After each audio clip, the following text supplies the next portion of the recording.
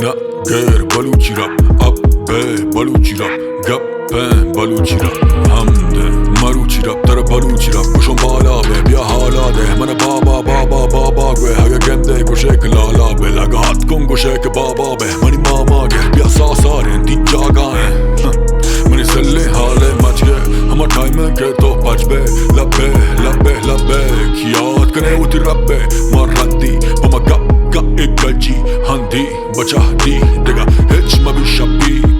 اگا مان کنین کا بی بچه به ها دیر مکا زیر دیر برو دراهن کوما زیر مردگو زندگا گر منی نام حد هم نبکرو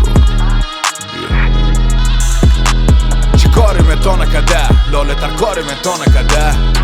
گنگ دری رپ بلوچی یکی چاره داره خیتو نکده کاری تو نکده لاله تر کاری تو نست کده گنگ دری رپ بلوچی یکی چاره داره خیتو نکده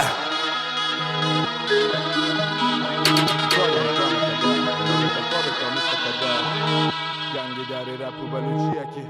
چاره داره خیتو نکده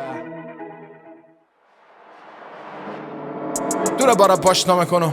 خدمت دایی راستا میکنم نمه منو برای اشتباه جایی کج نمه رومو راست جا میکنم میکفانو برای تو نمیتو بیته میفهمیگه بیم انمی خوبیته شک نکو انمی تو خواسته بودم اگه یک روز دیدی انمی تو میشه دلو مسته یک کتاب چاپ کنم کل گپی خدا به داستان بگم میگی نسبتی ما و رپ چیه میگم رپ لوچ بود و لباس سایش شدم دلت اگه میگی رپ دوست نداری من میگم یک دنیا عشق رپ گذاریم هیچ رپ گوش ندادی کسی گوش میکنه که گنجایش داره ما و رپ یکی از پست و گوشت خون خودتو خراب گوش کو گوشت خون شفا میفهمی که تو کجایش رفتم اگه اوشو گوشت و رشت و پوله ایسو نبیه که خوش نسته بره